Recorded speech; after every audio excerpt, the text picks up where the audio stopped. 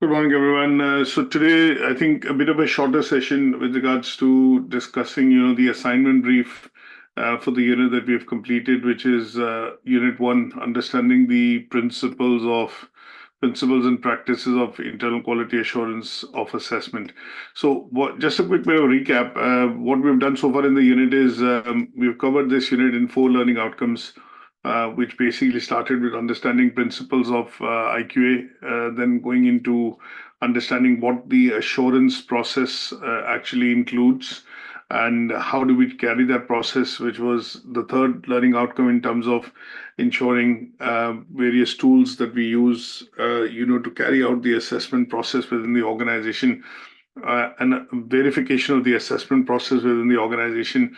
And the last was to understand any sort of legal, regulatory, and compliance issues which are related to the process of carrying out the internal verification or internal quality assurance within the organization.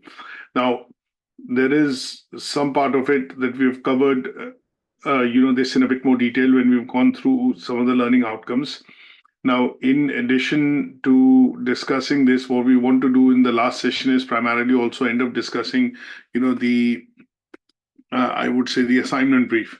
And if I share the assignment brief with you, what we are looking at primarily doing is completing the assignment for this unit by basically developing a bit of a, portfolio.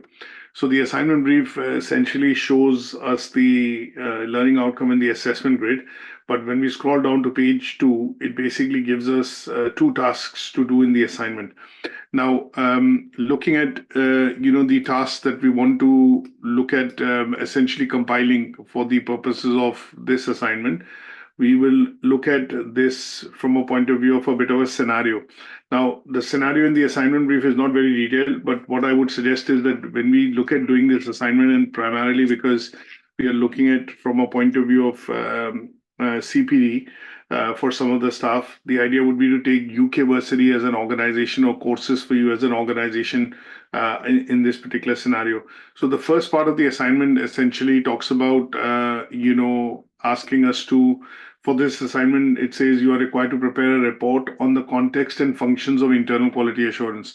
So what we want to do here is, take into account an organization or place of work that you have, and feel free to look at a place of work that you want to pick out. So in some cases, for those of you who are obviously looking at, picking up an organization, my suggestion would be to pick up UK Versity or courses for you. Now here, what we are looking at is part 1 talks about exploration of provision, which is giving us a very good sense in terms of what would be the documentation required when we talk about exploration of provision. So here, what we are essentially looking at doing is collating a lot of documentation from an organizational perspective that we use in the day-to-day role or operations of working as an IQA within that company, training provider, institution, organization. And with those, collected documents, which I'll tell you what documents to collect, what we are going to do is use them as documents to be able to, evidence some of the tasks which are given out as bullet points here. So essentially in the OTHM assignment brief, what you're going to see is that the assessment and, the learning outcome grid here basically translates into some, meaningful tasks, and they, when you complete, would address all the assessment criteria given for learning outcome 1 and 2. So generally, as you see, there are 7 bullet points, and they cover 8 assessment criteria across learning outcome 1 and 2. Now, the second part of the task, we'll go into details of it, but just very briefly, overview-wise, the second part of the task talks about the needs of learners. So here it is covering assessment criteria 3 and 4, which will basically look at covering things like how do we internally maintain and improve, the quality of assessment. And last but not the least, learning outcome 4, which was focused on the legal and regulatory compliance-related requirements that we have to follow as an internal quality assurer or internal verifier. So here, the task says, for this task, you're required to prepare a training resource which can be used with the assessor and the IQA team. And this would be a PowerPoint presentation which will cover some of the assessment criteria of learning outcome 3 and learning outcome 4. So the overall assignment in terms of what needs to be produced is going to be approximately 3,500 words. It will primarily have a lot of annexures, which I'm going to share in terms of documents that we can add. And then task one is a Word document, and task two is a PowerPoint presentation, which covers some of these assessment criteria. And that is where the word count comes in, is that under each of these slides that you put together, as evidence, you would also be required to either put speaker notes under the slide or produce a separate document, which will essentially be a bit of an add-on document supporting the PowerPoint slides that you create. Now, if you create slides which are going to be detailed enough, 30 to 50 words per slide, then obviously the speaker notes would not be required, because the slides itself or the points that you raise itself would be justifying what you've covered. But if the bullet points on the slide tend to be 3 or 4, then in some cases, what I would suggest is that in order to achieve the assessment criteria, you'd be required to explain some of those slides by adding speaker notes either under the slide or as an additional document. That is where the word count of the assignment would be met. Now, let's go into details in terms of what the task one is asking us to do. Now, I've not drawn up any sort of a assignment discussion presentation for this, because this is primarily required for the creation of a portfolio. But just very briefly, something that I normally put together for students. What I want to also do is obviously show this to you, so that what I teach and what I preach is also put into practice. So I'm just going to bring forward a quick bit of an assignment submission guideline presentation, and I would like to share a few slides with regards to that, so that on the context of this particular unit as well, we are clear that these are the basic bits that you would need to follow when you do submit your assignment. So let me just get that onto the screen. 1 second. So that is where it is. Just 1 second.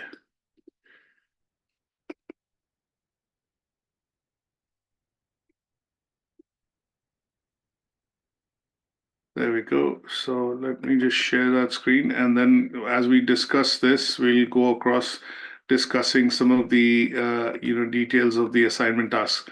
So this is primarily an assignment discussion session. So essentially, some of the guidelines that I would want you to look at, when you do submit your assignments, would be to write the assignment tasks and look at addressing everything which is given in the assignment brief and bring it into your Word document. So just very briefly looking at what I would suggest is, obviously you need to be aware of the malpractice policy, and obviously you will be looking at scanning the assignments through AI detection.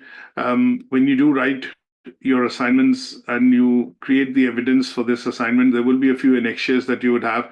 But while doing so, make sure that you are looking at, filling in the declaration of originality.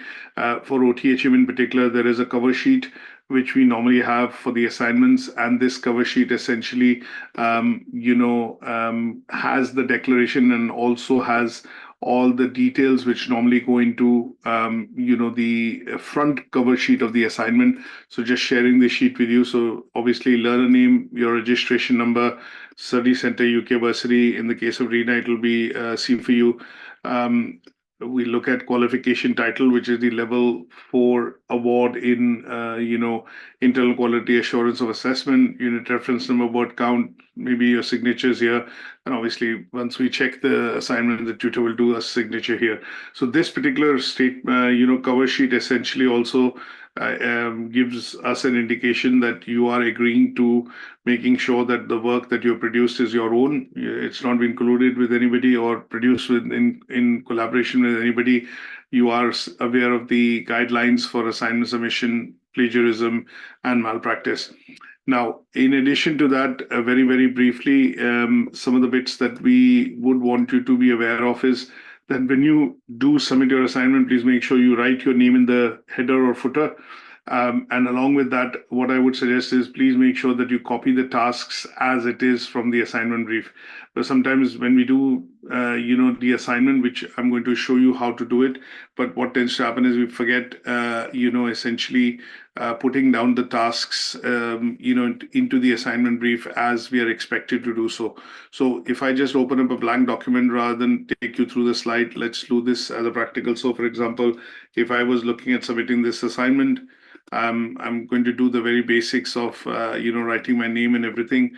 And then before I start, what I'm going to do is write the name of the unit and the unit code, which is one of the best practice, and then obviously the tutor name. So in this case, you'd put my name down as the tutor name. And then what I'm going to do is when I start the assignment, I'm going to insert a page break here. And then what I'm going to do is put the tasks as it is from the assignment brief. So that will be task one. And then what I'm going to do is copy each of the bullet points out. This is how I normally end up starting my assignment. So what I would then do is basically space them out, and then that is where I would write the evidence. So this is just a way of quickly showing you that the command words are not omitted, and obviously I'm writing all the tasks as given in the assignment brief. And then later on, as a best practice, what you could do is just very briefly also detail out some of these tasks from a point of view of, drawing up a table of content.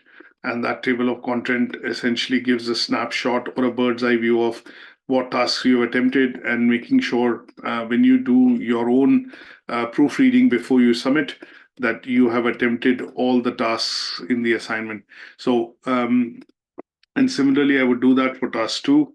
If I just insert a page here on task two, and then rather than format it on that, just very briefly, because task two is going to be a PowerPoint presentation. So what I would do is basically put this here and say submitted as a PowerPoint presentation.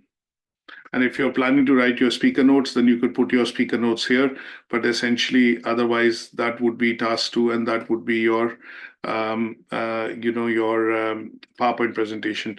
So what I'm going to do is just briefly draw up a quick table of content so that we are aware that this is how you do it, and then we go into the nitty-gritty of actually doing the assignment.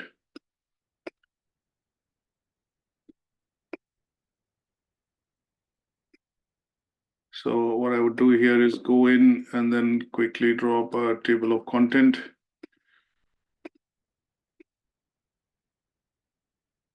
And that gives a very good professionally formatted document that you normally end up submitting for the purposes of assignment.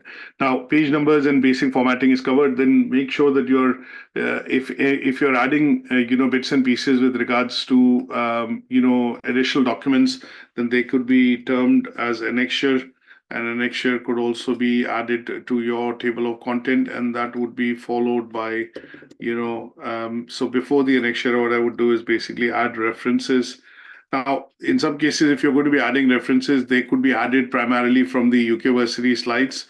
If you're doing so, then obviously make sure that you follow, the bits in terms of referencing, wherein you mention the slide number, comma by UK Versity, or in some cases, if you're just using the whole of the presentation, then UK Versity, comma, the year in terms of, the reference. So author date style referencing system, as far as that is concerned, which is going to be your references. Now, the second small bit that we are looking at is obviously on the assignment, now going into the detailing of it, which is where I think some of the bits on the presentation I don't need to take you through because you're aware. But just very briefly, we've done the declaration of originality. This can be downloaded for Moodle. Submission of the assignment is at learner work. The other bits that I've just shown you live on the assignment is that make sure that the assignment is formatted. You're writing the task as it is. Some of the do's and don'ts tend to be, if you're taking an organization as an example throughout the course of doing your evidence, make sure that you write an introduction. And anything over, here, obviously, the beauty of OTHM is that it gives you a word limit of about 3,500 words. If you are exceeding anything over 5,000 words, then my suggestion would be alarm bell should ring that you are writing too much or you're producing too much evidence, which also borders on the lines of increasing your similarity and plagiarism. So that's the bit on the assignment submission. But let's go into the nitty gritty of how you're going to now look at addressing some of the tasks in the assignment. Now, the first task essentially talks about exploration of provision. So here is where what I would do is primarily start with explaining in terms of a bit of an introduction of what I do in the what organization I picked up, and what I would do is do an introduction to explain what is the provision of the internal quality assurance role in that organization, and that would form the introduction. The first part of the task talks about explain the key functions and concepts or principles of internal quality assurance in this context. So here is where we'll go back to learning outcome one. And when we go back to learning outcome one, what we're essentially looking at doing is talking about the key principles that we learned about the process of IQA. And they were primarily focused on looking at monitoring assessments, evaluating assessments, setting standardization meetings, which is primarily for the purposes of benchmark. And then last but not the least, in terms of the concepts of IQA, looking at ensuring that, as an IQA, you are providing feedback to your assessors and supporting them during the course of their development. If they are new to this particular role of assessing, then the guidance and developmental feedback from your end talks about the concepts of how the IQA function actually works. In terms of the principles, if you recall, we discussed the one of the models which was primarily focused on VARCS, VARCS, which talks about validity, authenticity, reliability, continuous improvement, and obviously, the sufficiency part of it. So when we talk about the principles of internal quality assessment, we are going to be looking at referring to the VARCS model, and that model would be, in this case, you would just basically list the model, and after listing the model, what you're going to do is define each of the individual terms, which is validity, authenticity, reliability, consistency, and sufficiency, in order to explain the task one. So in task one, looking at addressing AC 1.1 and 1.2, which basically explains the key function of IQA. Key functions of IQA you will do a bit of a 1 or 2 paragraphs related to monitoring, evaluation, standardization, and feedback. That would be the key functions of IQA. So if I work in UK Versity as an internal quality assurer, there are 4 or 5 key parts of my role that I do. One is I look at monitoring the assessments which are carried out by assessors. The second part tends to be when I look at evaluating the assessments. Monitoring and evaluating differ in the fact that in monitoring, you are essentially ensuring that that all your assessors are adhering to the timelines and the assessment cycles which have been produced at the start of the course. And evaluating means you're essentially looking at getting into the assessments by checking the work and the judgments of the assessors to see if they are marking towards or their marking meets the guidelines of the awarding organization. And then when we talk about looking at settings in terms of standardization, here is where you are establishing clear goals at the start of the academic year or a particular term, wherein you define what are the standards the assessors are required to follow, things like an interim sampling plan, a final sampling plan. And then last but not the least, you're ensuring that any sort of best practices which need to be adopted by your assessors are put into place. And that is where you would be looking at the third part in terms of third key function of IQA. And the fourth and the final part, or I would say fourth part, not the final, but the fourth part is going to be essentially making sure that you are doing the process of IQA timely. That means you're able to provide feedback, to the assessors.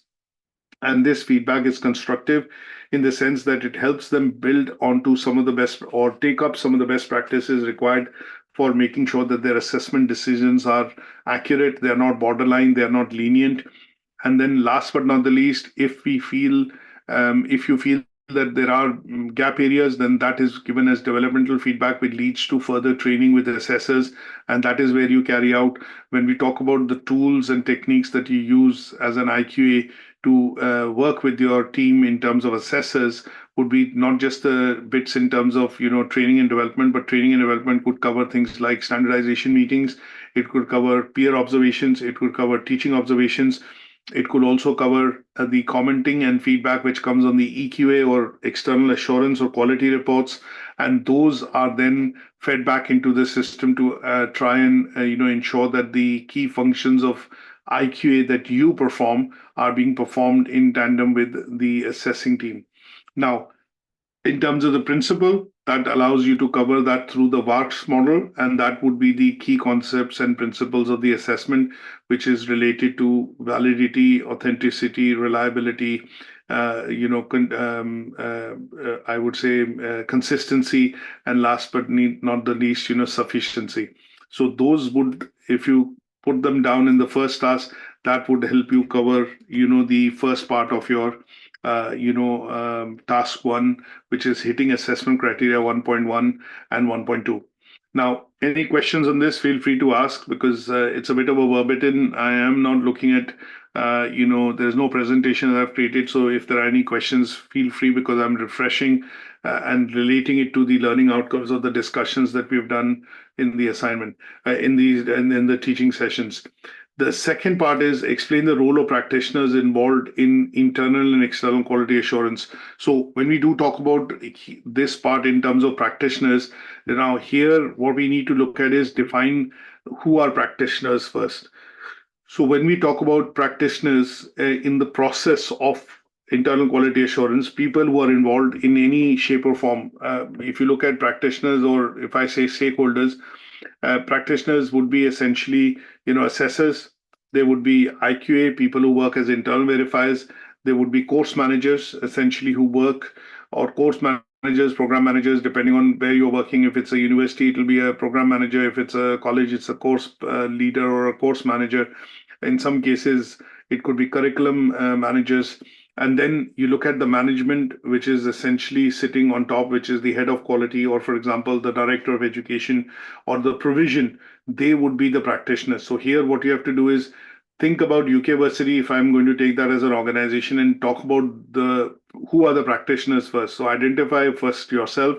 The practitioners in our organization tend to be the quality manager, the lead IQA, the assessors, and the examination officer or the registrar. They tend to be the practitioners. Now, in the case of course director, I work as a course director because I end up developing the courses and the content for it, or getting approvals from the awarding organization. So the course director would also be a practitioner. So what you have to briefly do in 3 or 4 paragraphs is explain this role of practitioners. So identifying them and then giving that role.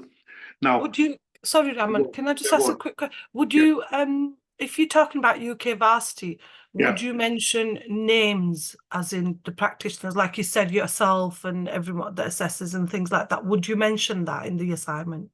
I would say probably not. You would have to generically just mention it, because you're putting, you could put names down as well, but I think it'll be best for us to do the assignment in third person, so without putting names and keeping that anonymous. Okay.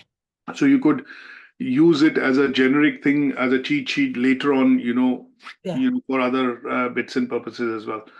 Now, this would be the internal part. Now, what could be external? So the word external itself says external assurance visits or external examiners. So here is where you would also identify who could be the external parties who work and provide the assurance feedback to the management or the organization. And they would be external examiners. There could be regulatory bodies or awarding organizations. And in some cases, you would also have, if in our case, obviously, BAC is the only one, which is the British Accreditation Council. Now, they do inspection once in 4 years and an interim inspection. So they could be termed as an external practitioner. So their inspector actually comes in twice in 4 years to be able to inspect the institution. And one of them, the interim inspection, tends to be a surprise one. And then the annual inspection once in 4 years, which happens as a 3-day process. And that inspection essentially informs us about whether we are following the quality standards, are the assessment processes aligned with the requirements of the awarding organizations. So maybe 1 or 2 practitioners that you can identify. Easy enough would be, in some cases, it tends to be Ofsted for providers in schools. And, when you look at government funding in universities, it tends to be QA. In FE colleges or college university centers, it could be ISI, Independent Schools Inspectorate.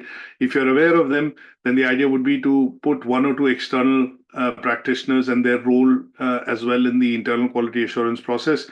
I think the simplest ones to put together would be the external examiners, because we have these monitoring and development visits with awarding bodies and their, quality managers and, compliance managers come in and check the work. So that could be one. And the second could be awarding bodies. And the third, if you want to mention a regulator, it could be BAC in our case. But for universities, university centers or other colleges which are getting public funding, it could be Ofsted and ISA as well. And that would help cover, this part of the task, which is primarily, meeting assessment criteria 1.3. Is that okay? Now, in the next one, it talks about explaining the regulation and requirements for internal quality assurance in your own area of practice.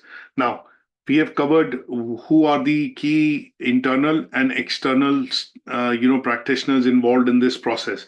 So in the next task, it is asking you to cover some regulation and requirements for the IQA process. So when I talk about regulation would be in the context of UK Versity, we are mostly delivering higher education courses. So the regulation standard comes across on the higher education courses from QA. So you'll have to reference to QA here, which is one of the regulatory bodies.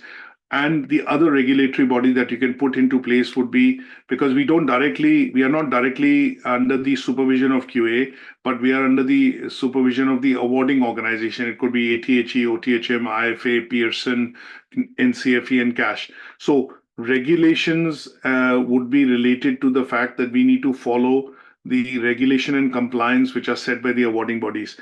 And this could be the main bit that you explain in one paragraph to say UK Versity as a center is a center for various accredited organizations. One such organization is ATHE or OTHM, whichever one you're picking up. And then within that, you explain that there are certain regulatory policies which are required to be followed by the center. And these regulatory policies relate to things like data protection, they relate to health and safety, they relate to equality and diversity, they relate to, say, for example, some of the basic policies of quality assurance in teaching and delivery, and then last but not the least in terms of malpractice. Now that would also then lead nicely into what are the requirements to do or meet your own quality assessment in terms of this practice. So this is where you are going to be explaining that using some of the policies which are laid down or available within the organization, things like the internal assessment process or quality IQA policy, the assessment policy, the malpractice policy. These policies are used as they are used as guidelines or guidance documents to be able to carry out the process of internal verification in my own area of work. And this is where you're going to look at maybe putting the policies, 1 or 2 such policies as annexures, and then you can say, okay, I put the policy that I use in terms of internal quality assurance policy of the organization, the malpractice policy of the organization, and that is what I put to use. And you could just briefly signpost them by downloading and then attaching them as annexures towards the end. So if you go to the bottom of the website, go to all policies, and when you go to the all policies page, so some of the requirements for internal quality assurance in your own area of practice would involve policies like data protection, which is one of the policies. You would look at assessment of prior learning, which is used by your assessors. It could then also include the IQA policy, and it could also include plagiarism and malpractice policy. So in your own area of practice, you get to check work of assessors, wherein if any APL, for example, has been done, assessment to prior learning, which has been done. So this is one such policy you can add into annexure. The second policy that you could add into the annexure, would be, I would say, malpractice policy, because that is in order of priority, something that you have to check when you check assignments, when you check judgments of assessors. You are looking at referring to, at some stage, not just the assessment and the judgment that has been made, but the quality of assessment which has been done by looking into plagiarism and similarity reports as well. And then when we do talk about, the process of internal verification, you could refer to that this is the policy that I follow in my own area of practice. And this policy basically is a combination of looking at a number of things. And in my role, I work as a quality nominee, or in my role as I work as an IQA, and I look at these are the day-to-day functions that I perform in that particular role. And then you could say that and you could then reflect on that there are other policies that are also used in the process, and they sometimes are brought into action when I look at data protection, equality and diversity policy, inclusive teaching policy, or practices that I have, and they can be referred. So here you do not need to bring in all the policies into the annexure, but what you're referring is the requirements that you use in your own area of work, and that would be starting with APL and IQA policy and malpractice. These three would be the policies that you would refer to cover this particular task. Is that okay? So if I take you back to the assignment brief, so that would be the requirement to cover the regulation, either choose awarding body, and then the requirements for your own area of process that you are looking at would be primarily related to referring to the policies that you put into practice when you're carrying out the IQA work.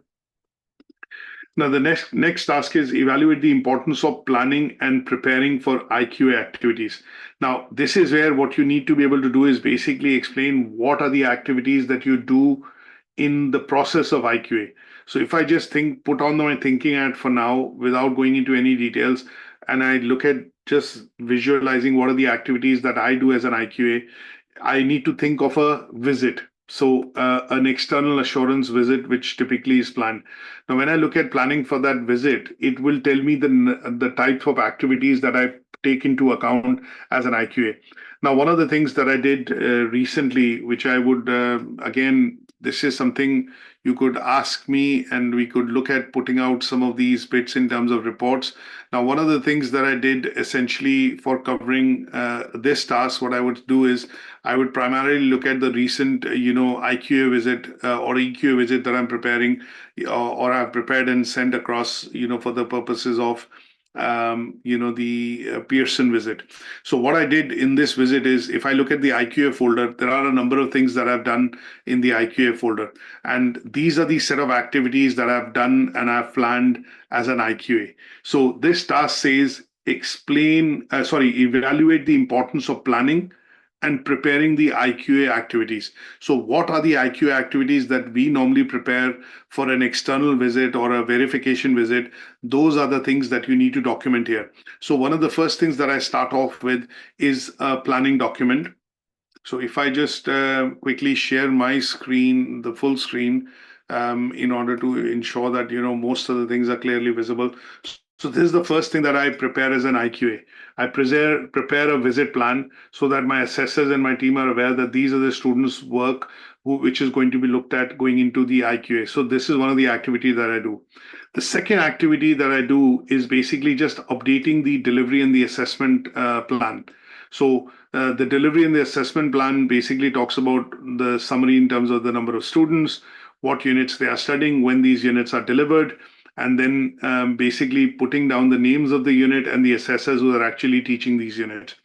The third bit that I do in this planning process is primarily then at some stage is to reflect on the assignment briefs. Now, all assignment briefs which are released, depending on different awarding bodies, they have a start date and a release date, and these assignment briefs are IQA. That means I normally, as an IQA, approve the process of release of the assignment briefs. So they are as a bit of my preparation required in the process. So there's an assignment brief folder, and every assignment brief that I have, will essentially be having a start and an end date and a release date. And these briefs have been seen by me, and I have IQA'd these briefs that they are fit for purpose. They are covering the assessment criteria. They are related. They are having, let's say, sufficiency in terms of scenario, and they are set as per the guidelines of the awarding organization. The next bit that I do in terms of my main activity in the IQA process is that I end up doing the IQA itself. That means decisions on the process of finding out whether the assessors are making correct decisions and the judgments are correct, in terms of assigning grades and checking the scripts. So this is an IQA assessment, activity that I do, which is the actual process of me doing the IQA for the learner's work. So there are different, you'd have a sampling plan, and you would also prepare a sampling plan. That sampling plan essentially would allow you to pick the units that you want to look at. So when you look at one of the activities in this context, what you tend to do is when you create that sampling plan, at some stage, what you do is in that sampling plan, if I put it this way, you cover all the assessors, you cover all the learners, and then you look at picking your samples that you're going to do the IQA on to check the judgments. So when we look at this IQA plan, this is a plan that you draw up, and this plan essentially, when it is drawn up, works as a guide to say that, okay, I have checked all the units which are being certified for the learners. I've checked all the assessors, and I've ensured that the work is consistent, fair, it is valid, it is reliable, and the judgments are reliable, the work is valid and current, and there is enough sufficiency in terms of awarding a particular grade to the learner as far as the grading of the units are concerned. So if I look at, these are the set of activities which I do. Now, in certain awarding organizations, you might have to have other activities which also need to be planned, and they could be activities. In the case of Pearson, for example, we also need to end up, the IQA approves in a way what is called the exam board. And the exam board is conducted by the principal or the IQA, lead IQA. In large institutions, it is the quality manager or the director of education which chairs that board. And in this board, what typically happens is you go through all the bits related to the delivery of the qualification, regulatory aspects of it, compliance aspects of it, and then you document this, and then you finally approve what results have to be uploaded. The IQA then approves the results, or the lead IQA approves the results, which have to be uploaded on the Versity Online portal by the examination officer. And this is a part and parcel of the IQA process. Now, you also draw up standardization minutes of the meeting, which basically show that there has been a standardization done. And these are all parts, and who you also document and show what is the chart and the organization involved, people involved in doing this.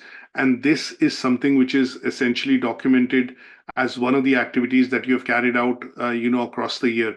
You could also include staff meetings, which are meetings that the IQA carries out as a part of their activity in terms of what is happening in the organization. And last but not the least, what we do end up doing is releasing what is called a notification of result letter, that the learners, because obviously once you submit the exam board, and this has been done in terms of submission to the Pearson as an organization, what at some stage would happen is that Pearson would take 3 weeks to ratify those results, but the learners need to be intimated of those results, and that is done through the production of what is called a notification of results letter, which is approved by the principal and the quality manager. And this then seals everything in terms of what grade the learners actually ended up achieving in the qualification. So these are set of activities which the IQA does, and that is what has to be covered in this particular task when we talk about meeting assessment criteria 1.4 and 2.1. So explain the importance of planning and preparing for these activities, so that these kind of activities lead to seamless results and grades being awarded to the learners towards the end of the academic year. and in some cases towards the end of the term. Is that okay? Any questions on this? No, sir. Okay. The next one that we are looking at very briefly is the fact that we need to look at explaining what is an internal quality assurance plan and what does it need to include.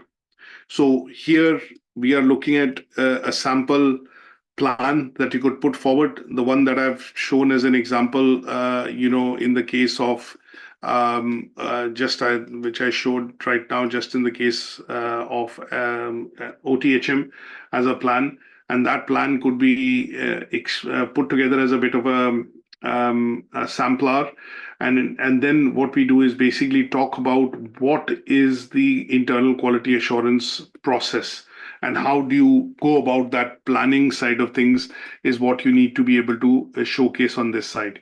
So here the idea would be to put a plan forward and then say, this is how I look at preparing the IQA process. So what you do is you send out a plan and share that with the assessors.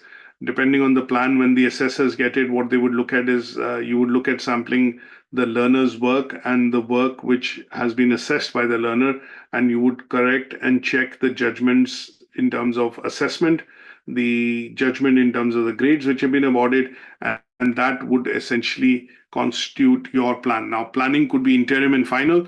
Interim plan could be a plan if you are doing it for the academic year. That plan could be essentially a plan that you do IQAs at certain regular intervals. That means you, at the end of the month, you check for assessment decisions which have been provided. And then towards the end of the academic year, you then check on some of the activities, things like what is the final achievement of the grade. You would also look at, for example, how the grades have been decided. So in some cases, what tends to happen is that when you look at the aspect of some awarding bodies which have assignment 1, assignment 2 of the same unit. So they will have the assignments broken down into 1 or 2 parts or 3 parts. So in such cases, what you'll need to do is if the first assignment has got a merit, the second has got a distinction, then using the grading criteria, what you would then do is appropriate and arrive at the final grade which has been awarded to the learner on that unit. And that would be also a part of your assurance plan. So looking at acknowledging and also ensuring that the grades being awarded towards the end of it are accurate is what you would essentially have in that plan. So the components of your internal quality assurance plan are going to be things like a plan which you drop as a document, which is an IQA plan. Then within that plan, you look at dividing into interim and final. And then in that plan itself, you're also looking at the nitty-gritty of the grading criteria if the qualification is graded, and that would be what is covered in the task which is explain the internal quality assurance plan. Is that okay? Any questions on this? Now, the next task is, it says, summarize the preparation that need to be made for internal quality assurance. This part is part in context that we have covered, things like which talk about what are the key set of activities that you do in order to prepare for the IQA process. So here, one of the key activities that I look at is before I get into my role and I look at, say, for example, if I'm going to do an IQA for a particular qualification, one of the things that I would look at in my preparation would be to understand the qualification structure. I would look at the second part would be to familiarize myself with the type of assessments which are required in that qualification. The third part would be essentially looking at how and when these assessments would be carried out, which is essentially drafting some sort of a plan. And then you'd also go through some of the requirements in terms of legal and regulatory requirements of the awarding organization to make sure that the assessment processes are clear and are aligned and meeting the guidelines of the awarding body. In some cases, you have to adapt. For example, in some of the qualifications that we run at UK Versity, in this one itself, as you can see, you've been asked to produce a Word document, a report, and you've been asked to prepare a presentation. So are the assessment methods being chosen for the preparation of the IQA at a later stage or for the purposes of assessment and then the confirmation through the IQA process, are they fit for purpose? So you look at some of these requirements essentially in terms of how the process would work, and that would be the summarization of the activities that you do in tandem with your team, which are the team of assessors, to say that okay, yes, whatever. So when I say whatever, what I mean by that is there is sufficient planning which has gone in to understand the qualification, the requirements of the qualification, the types of assessment methods chosen, and last but not the least, when and how frequent the assessments will be done and the IQA process would be done.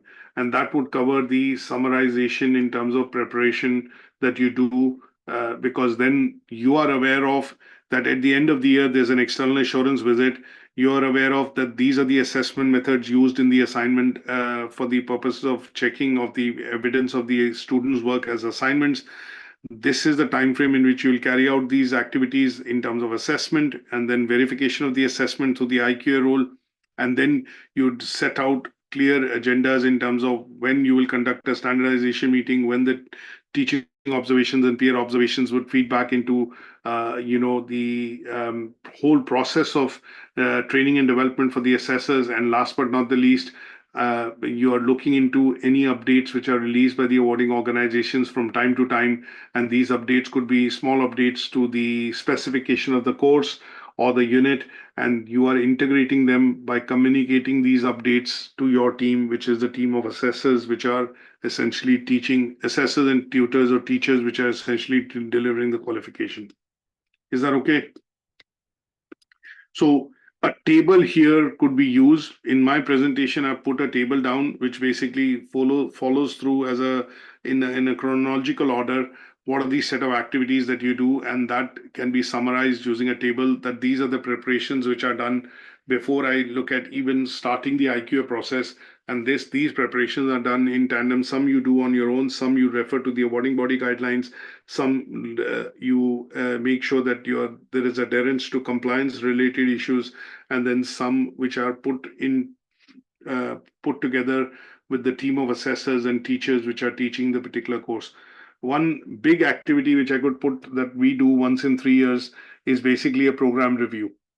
So what are the preparations you do? And you could choose that as an example to say, as a major activity that is being done. And you could say that, okay, in order to prepare this, in order to do a program review, in the case of Pearson that we do once in 3 years, these are the set of activities that I normally carry out as an IQA when the program review is being done. So you look at the updates to the program, you look at delivery, you look at completion rates, you look at the achievement of grades, you look at the action points if they've come out from any sort of external assurance visit.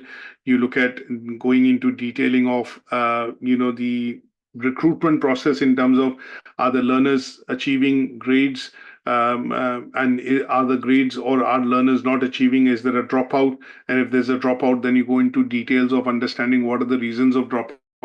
And that is where you also even refer back to the admissions process, or in initial assessments, have they been carried out?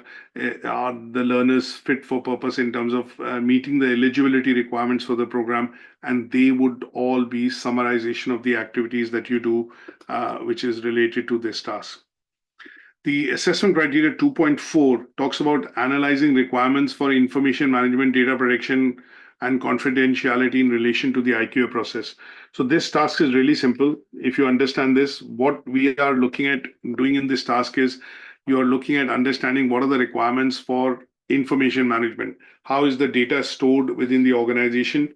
How is the data protected, in the sense, is there some sort of restriction or user privileges to be able to access data, which could be data of assessors, teachers, staff files, it could be students' work.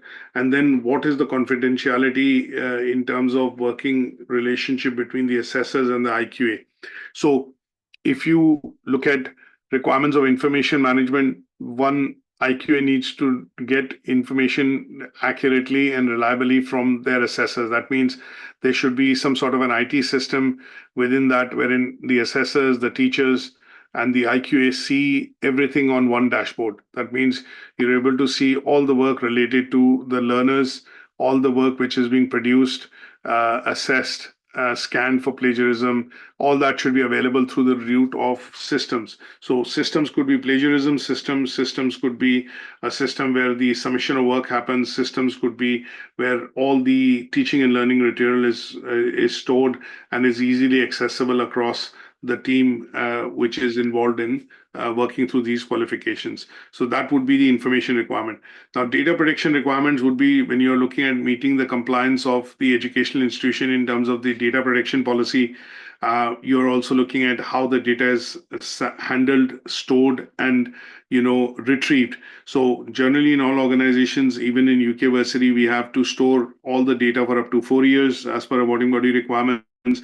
This data can only be accessed, and there are user privileges to access this data. So that would mean that the examination officer would only provide access depending on who needs it and when do you need it and why do you need it. So there could be questions which could be asked, and assessment data, including student records, their performance and their outcomes on what they've achieved, can essentially has to be stored securely within the organization, and there should be a user privilege or user access defined in terms of who can access this data, and this is under the data protection and regulatory requirements from an awarding body perspective. The requirements of confidentiality come in when IQA provides feedback to assessors, which is developmental. It is to be done in making sure that this feedback is intended for that person, is discussed with that person, is not publicly discussed. And similarly, when we have decisions wherein grading decisions are challenged, and then you go through a particular process wherein you have to maintain the confidentiality of the learner who's made the complaint against the assessor or the decision, and that has to be resolved keeping in mind, confidentiality requirements, and they would essentially cover the details of this task. So here I would say 3 paragraphs. What is information management? What type of systems are used within UK Versity? Data protection, looking at the data protection policy and GDPR.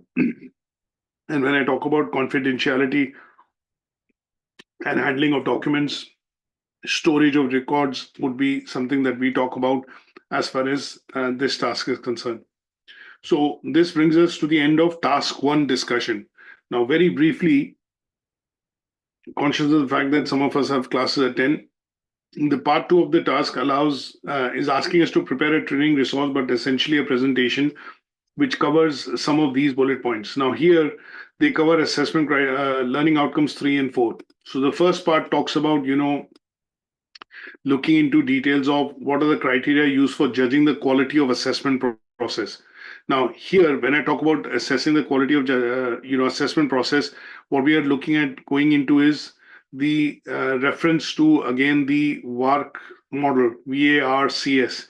So when you do the IQA process, what are you checking in that IQA process? You're checking whether the evidence produced by the learner is valid, whether the evidence is authentic, whether the evidence is reliable. That means there is appropriate referencing available, whether the evidence produced is consistent in line with the requirements of the task, and is there sufficient evidence in terms of sufficiency before you look at agreeing with the judgment of the assessor.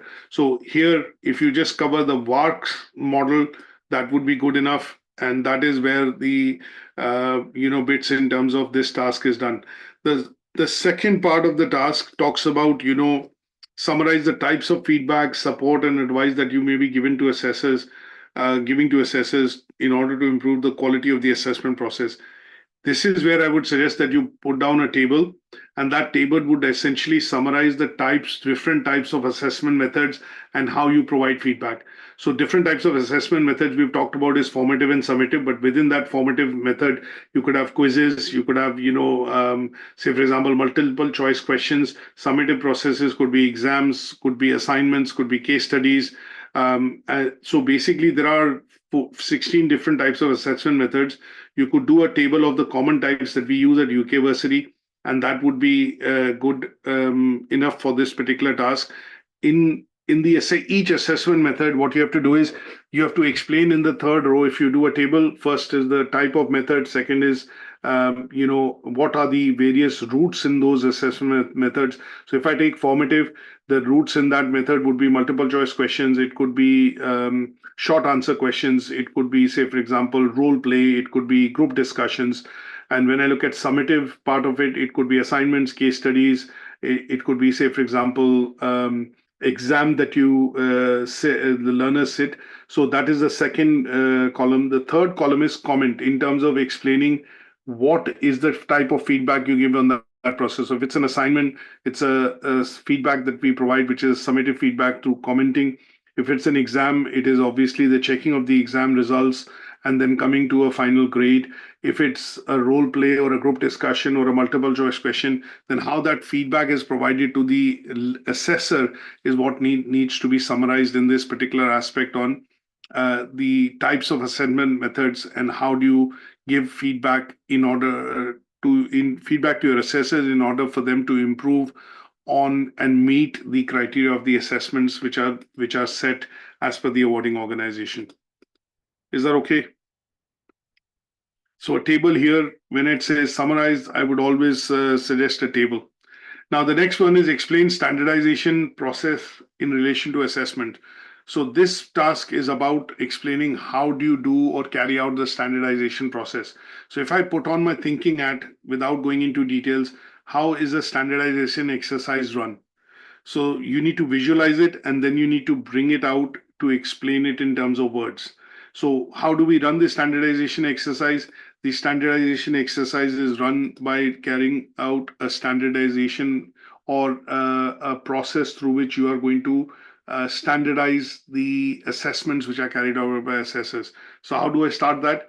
First and foremost, what I do is I look at shortlisting a piece of work which is anonymized, a learner piece of work which is anonymized as an assignment. For example, in the case of UK Versity, that piece of work which is anonymized along with the front cover sheet and the work is sent across to assessors to say, can you now look at marking this piece of work? Now, it could be one learning outcome covering several assessment criteria, and once the work is marked, it is brought back, and then you run the standardization meeting. Now, in that meeting, what you're going to do is check on how the assessors have given feedback to the learner and have the judgment at the end of it in terms of grading, if it is applicable, is accurate or not, is consistent across all the assessors or not. You would look at the quality of commenting which has been done by the assessors. You look at whether the assessment criteria have been identified, and if the evidence have been identified, has there a justification being given by the assessor to say why this task has been achieved. Now, if all your assessors are singing from the same songbook, these three minimum criteria would be there, and they would then be documented on the front cover sheet. And if, as long as the outcome of these assessment decisions are the same, you would primarily be happy with that exercise, because all your assessors are marking to the same guidelines set by the awarding organization.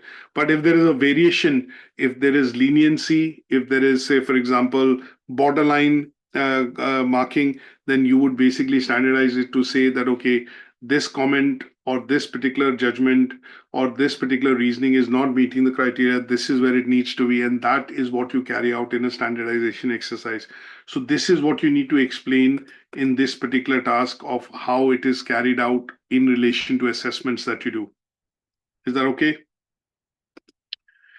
Yeah. Now, then, okay, the next one that we talk about is relevant procedures related to disputes about assessment. So here, with the moment you think about disputes, you're going to say that it rings a bell in my mind. It says that, okay, I need to think of a situation wherein if we've had a representation from a learner wherein the learner has not agreed to the grade or the assessment which has been done.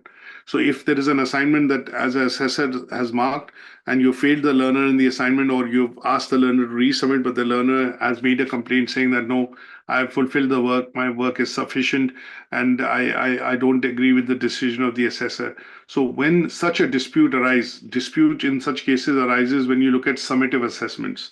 So summative assessments tend to be exam result, they tend to be assignment, case studies, or reports on which the judgment has been made by the assessor and a grade has been awarded, or a pass or a fail decision has been, or pass or a refer decision has been done. So what you have to explain is the process through which one of the policies that you would refer to here would be the process of, complaints policy.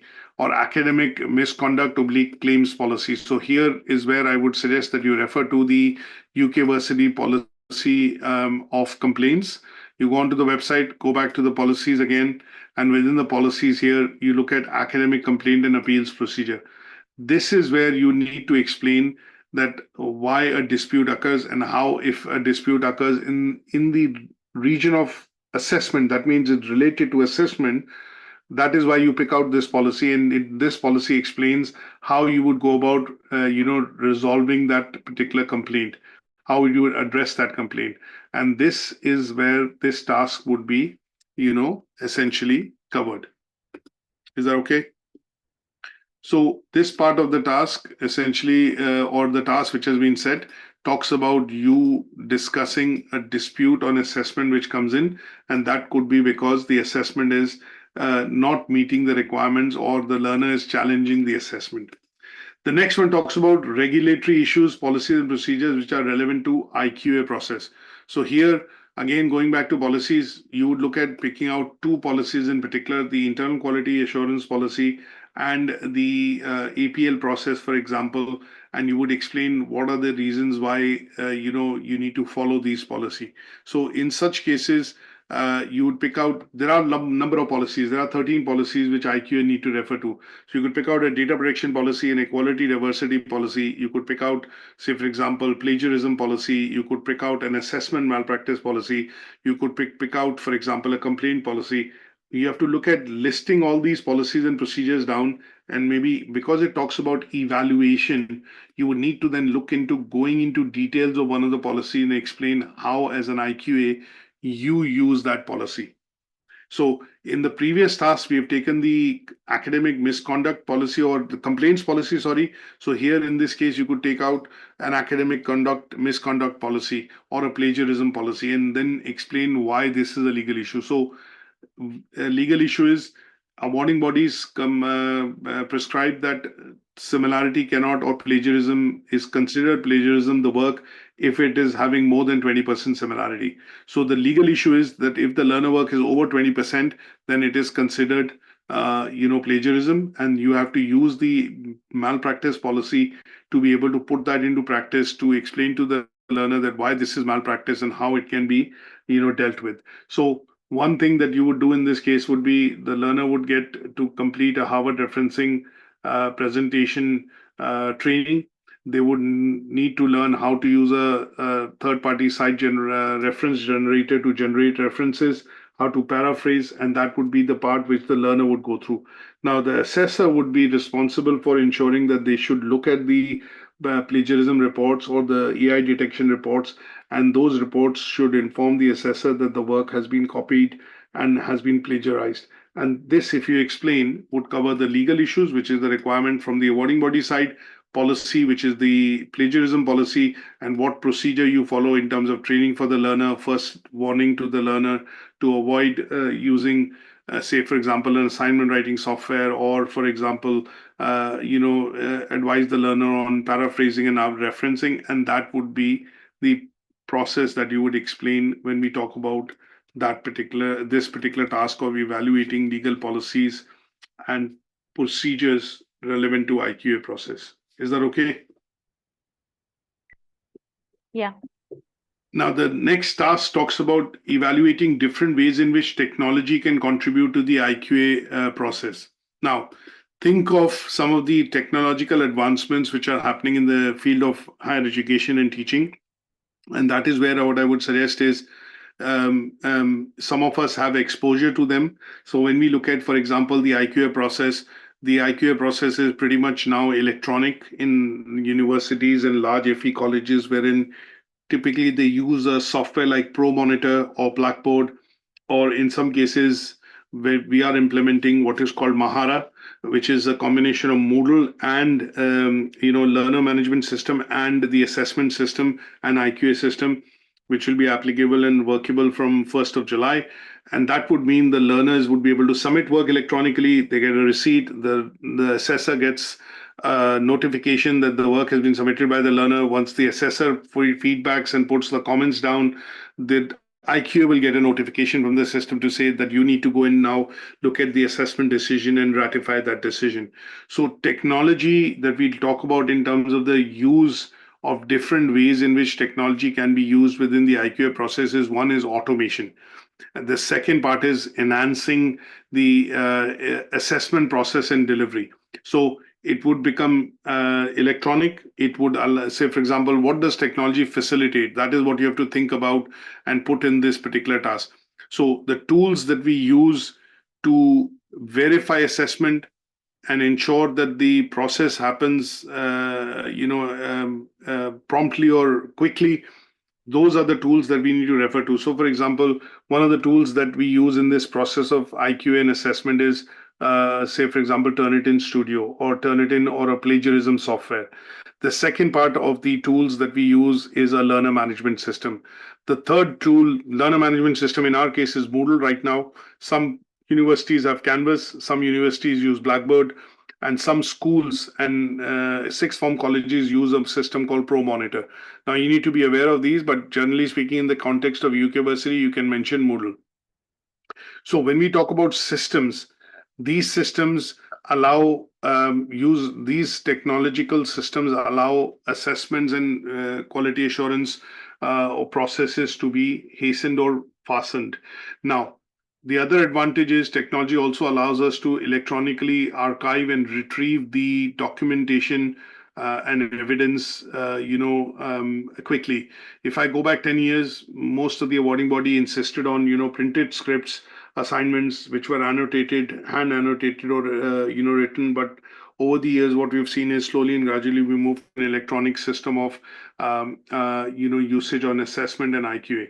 There are other systems which colleges also use, which are assessment systems online.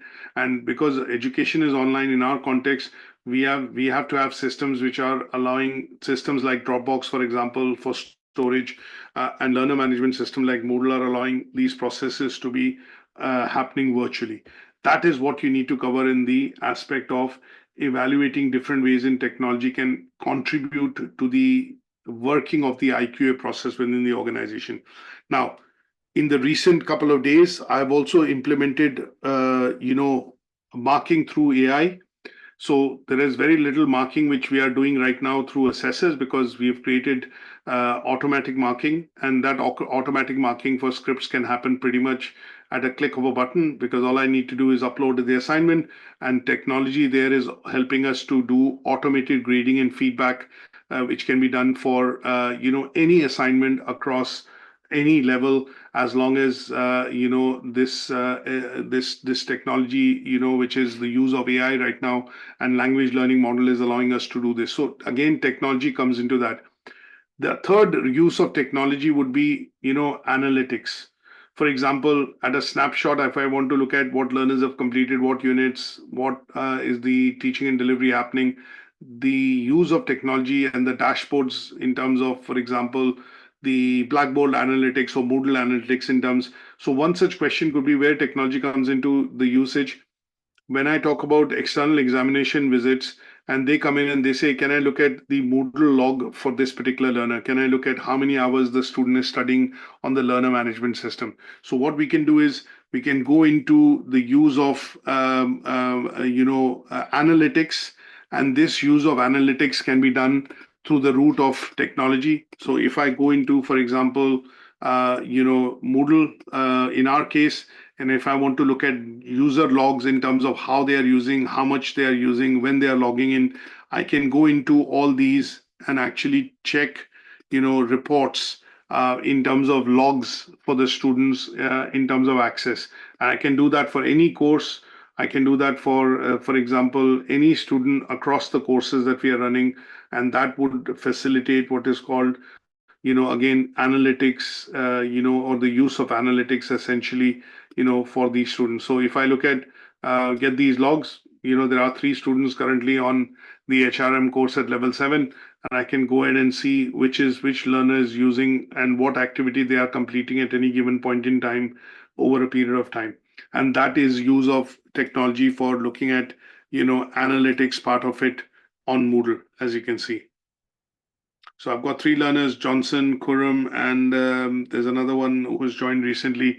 So all these 3 learners are accessing Moodle, and we can see that from the Moodle log. So this is the use of technology essentially when we talk about, how it informs and contributes to the internal assessment processes within an organization.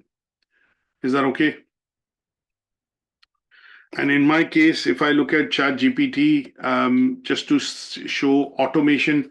So if I look at automation right now and just on a live basis showing, for example, how do I look at marking the assignment right now in terms of automation, the automation part of it, if I go into, say, for example, an assignment for IFA that I've created, and I go into uploading the assignment for a particular learner. If I just briefly do that, and I can ask the automation process to give me individual feedback as per the assessment criteria. I can ask the, say, for example, the assessor to essentially look at giving me a summarized grade. So these are the bits which I've uploaded. This particular assignment, for example, is the assurance assignment. So using the assurance assignment brief and the assessor guidelines given, kindly mark the assignment and provide individual assessment criteria feedback at the end of the assignment. Provide summative comments and a final grade.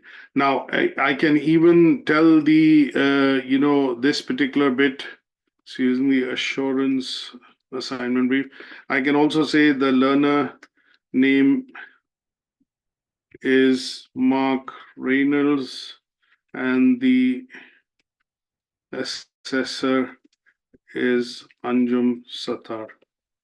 And you would see that, the marking for this particular assignment is 100% automated. And this is the use of technology, in informing and contributing towards the assessment and the IQA process.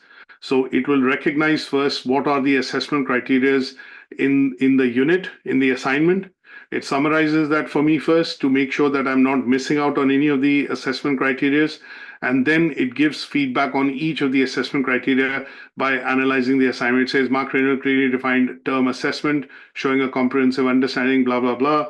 Go on to all the assessment criteria. It'll check for merit and distinction because I programmed it in such a way, and it checks all the criteria. Then it is going to task 2, which is a handbook, which the learner has produced. And in task 3, it is a PowerPoint presentation, which the learner has produced. And then it is given assessment criteria and everything. And towards the end, it gives a summative grade and a grade distinction.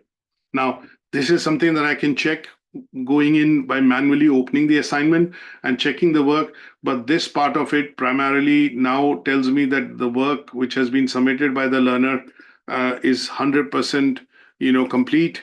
And this is the decision. And this is the marker. And essentially, this is the bit which technology is letting me do, which I worked on in terms of automating the process of assessment as well, as far as, this is concerned. So these are usages of technology that we get to see essentially in terms of, when we look at marking of assessments and the IQA process. And the IQA process here is quite simple because what it does is it lists out all the criteria. So for me, when I'm IQing, I'm going to check whether all the assessment criteria are covered and is the grade accurate, has the assessment criteria been identified, and then has the evidence against that assessment criteria been given on the script. That would essentially inform me as an IQA that yes, everything, all the tasks are covered, and that is why I can say that this assignment is, correct in terms of the grading and the assessment decision. Now, some part of it which technology cannot come and do to our accesses, I need to look at sufficiency. So here in my command, I could have given check for sufficiency in the evidence, and that each task could have minimum, say, 200 words or 225 words, and that would also be touched and checked by the technology, and that would make the process of assessment automated. So this is the use of technology, as I would say, in terms of IQA processes. Is that okay? Yeah. Okay, now let's look at the next task, which talks about, the value of reflective practice and CPD. Now, this is where I would suggest that we look at maybe putting two things in place. One, you need to define what is reflective practice and the term reflective practice. The second is the term continuous professional development. Now, and then what we have to do is relate it to why is it important in relation to the IQA process.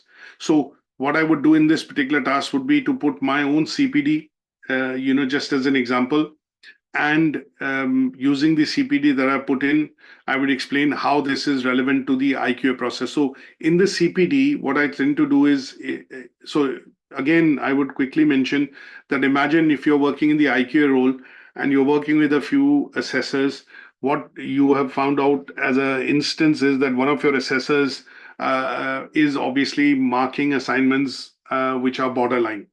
Now, if you pick that up, what you would need to do is basically give feedback which is constructive to the assessor to say, how do you start marking to a standard which is required within the organization? If, for example, you pick up an assessor which is doing a repetitive commenting on the assignment, now that is something which is an area or a task that you would need to give your some sort of developmental feedback or constructive feedback to the assessor to say that this is what you need to do as a practice. Now, once you've identified that, that will go into some sort of a training and development program for the assessor. Now, those bits that you put into the training and development program and the set of activities that you ask the assessor to carry out in order to cover that area, which is a gap area, would be what you can explain is how you provide feedback and ask the assessor or a team of your assessors to essentially look at development and the carrying out of those activities, and that helps you in the say, for example, in the IQA process.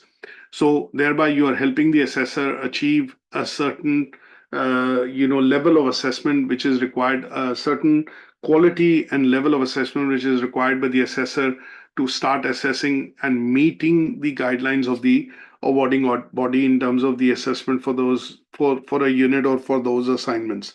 And that bit that you explain in terms of reflective practice and continuous professional development would cover this part. So here, reflective practice is going to be more or less a critical self-evaluation that you say that, okay, these are bits that I was doing a couple of years earlier, but now with training and say, for example, you're doing the IQA course, I can now look at some of the bits that I carry out in the process of being an IQA. I can examine assessment processes much more clearly. I can look at making decisions more effectively or more transparently, and some of the outcomes of my decision are now 100% meeting the guidelines of the awarding body or the regulatory criteria. And when you look at the aspect of CPD, you are explaining that, I've put a program in place. That CPD program primarily provides opportunities for development of knowledge and skills for my assessors by giving them feedback. And these are the set of activities that are put in place as a part of CPD. And over a point in time, after monitoring these activities, what I can see is that the internal quality assurance processes have been improved, and we are now consistently being ranked green or in the drag rating system. Most of the external reports from examiners are giving us green drag rating, which means that we are meeting their standards, we are keeping to the quality criteria, and that would be something that you explain in this particular task.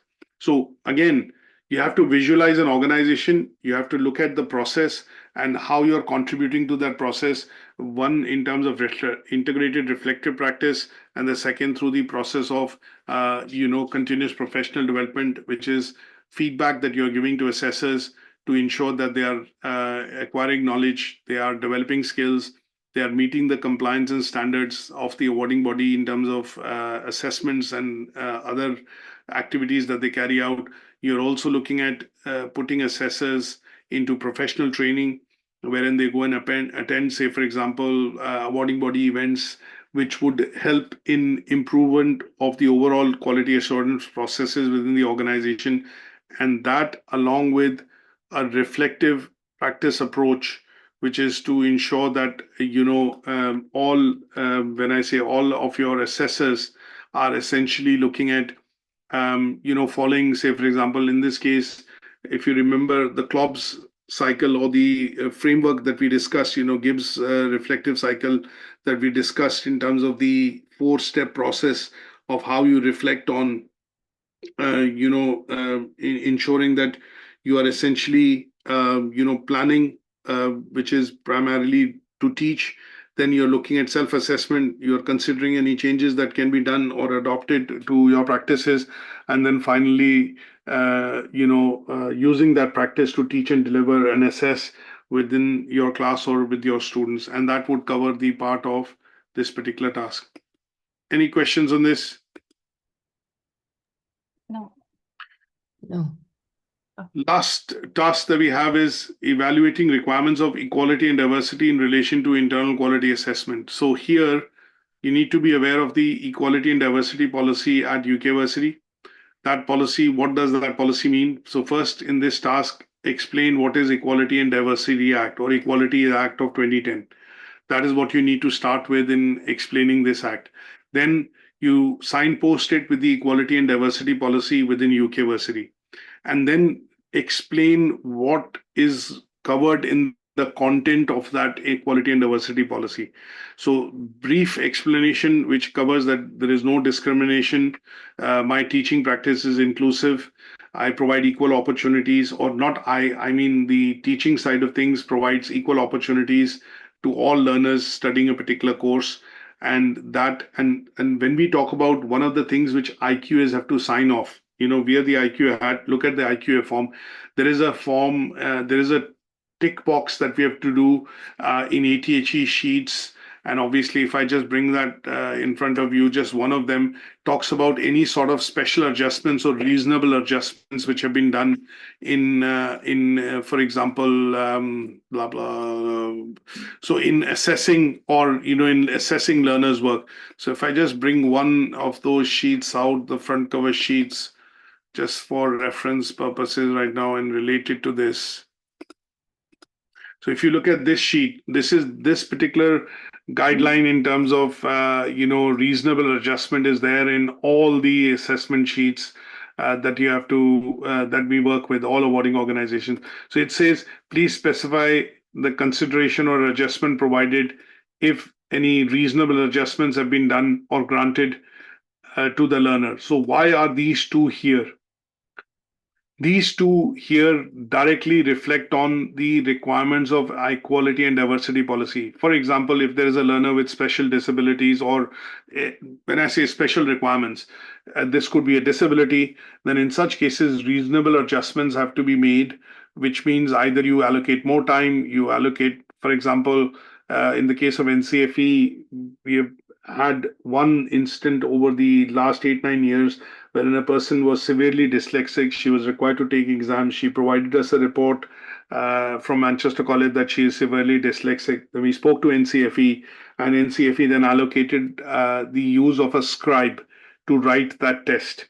And in some cases, sometimes because of disabilities like these or special requirements, learners are given exemptions or extensions to the test time that they are required to complete. And so 1 hour could be extended to 1 hour 20 minutes, and that would be because the learner has that requirement. So when we talk about the evaluation of requirements of equality and diversity policy in relation to IQA, this is what the IQA checks when you look at some of the assessments that you accord your decision with or agree with the decision made by the assessor.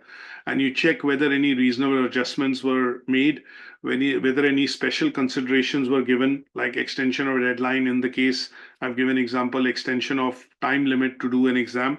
Those are the bits that you need to talk about here in terms of, evaluation of requirements of equality and diversity policy. Now, there could be other reasons in terms of that you pick out. I don't want you to pick out all of them, but because it talks about evaluate, so you would need to look at a reason and explain that thoroughly, the pros and cons of it, and then towards the end say how this was beneficial for the IQA process. So if I take the example of reasonable adjustments, or for example, accessibility in terms of time, requirements. In some cases, you could talk about, say, for example, cultural sensitivity and awareness. That means if I have a class wherein I have culturally diverse learners, I need to be able to understand what are the requirements of each of the learners, where they come from, what is their background, and I need to make sure that I then provide, as a teacher, equal opportunities for them to participate in the class and be, gaining knowledge and gaining skills. So, in order for me to do that as an IQA, I need to ensure that if I know that the cohort this time has this particular requirement, that there are learners from different diverse backgrounds studying in the same cohort, then when the assessment and the delivery process is started, the IQ would need to inform the assessors to ensure that they include activities or type of assessment methods which are not going to be discriminatory, which are going to be examples. Sometimes when we end up taking, when we talk about giving examples and teaching, the examples are non-discriminatory. They are not looking at picking up examples that could be culturally sensitive to certain set of learners. So this awareness has to be done at the start of the academic year when a course starts and you understand the cohort and the type of learners which are studying, their background.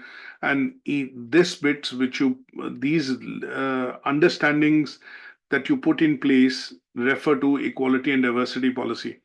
Now, if there are issues which happen and issues which get created, for example, then how do you mitigate those issues could be another such point that you pick out. But generally speaking, how do we integrate the equality and diversity policy when we are looking at doing the IQA process is that you look at the holistic approach of ensuring that the principles of equality and diversity are taken into account, which essentially allow the assessment design to be appropriate, delivery modes to be appropriate and timely, moderation and feedback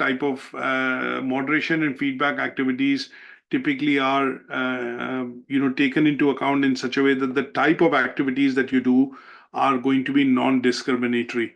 And this part would essentially cover what is called the equality and diversity part of a policy in relation to the IQA process.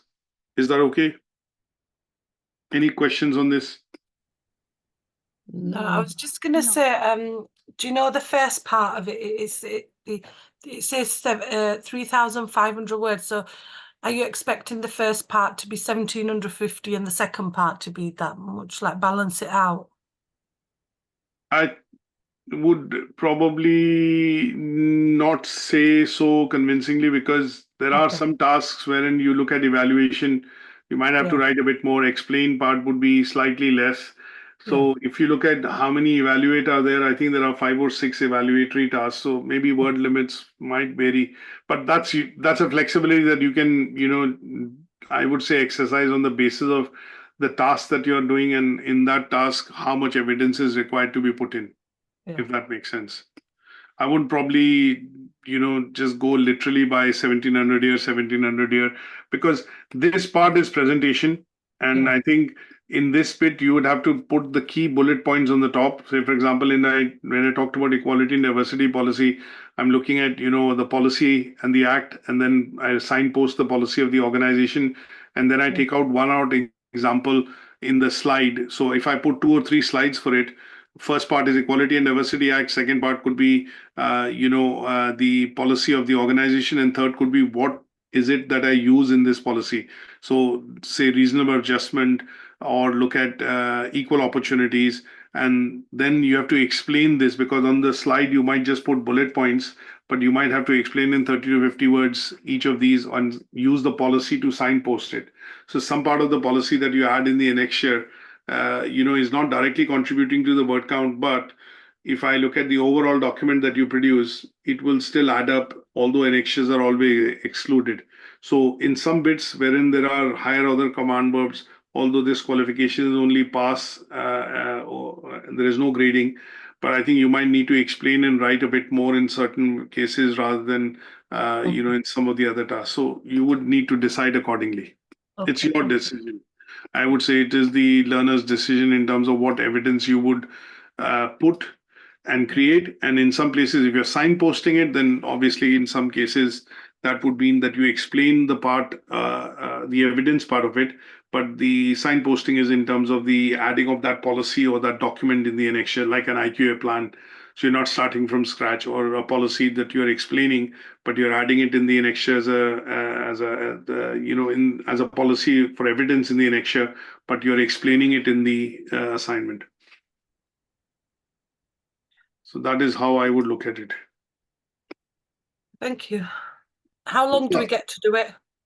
I would say that, considering next week we are starting Unit 2, probably about, I would say, 2 weeks from an aspect, because what we are looking at, if you ask me, is we are trying to, complete this qualification, towards the end of July, if that makes sense. The next unit has 5 learning outcomes, so we've got 5 sessions to go. So predominantly, if I look at July, end of July, if you can submit the first assignment, then the second unit, by the time we finish, you'll have more time to complete the Unit 2, and then mid-August or end of August, we could look at certification. Okay. Good stuff. Any other questions from anybody else? No, that's it. Thank you for me. Would we get the recording as well for this? Yeah. Sorry. Yeah, definitely. I think what I was trying to do is live broadcast it, which means the recording would have been available straight away. But I think I've recorded it, so I'll send the copy of the recording. Not today, but it'll be Grace on Monday then. Okay, then thank you. It'll be put up on Moodle. I'm going to try and also do a sample assignment for this, so that you can have an idea in terms of what needs to be produced, and the bits which I mentioned verbally. At least you'll be able to see it translated into a sample assignment. Thank you. Good stuff. So what I will do is, obviously we'll catch up next week with regards to starting Unit 2. But in the meanwhile, I'll get some of the bits, which is the recording and the sample assignment, onto the Moodle, maybe later today or tomorrow, and then we'll meet up next week. Thank you. Take care. Thanks for joining. Bye. Bye for now. Bye.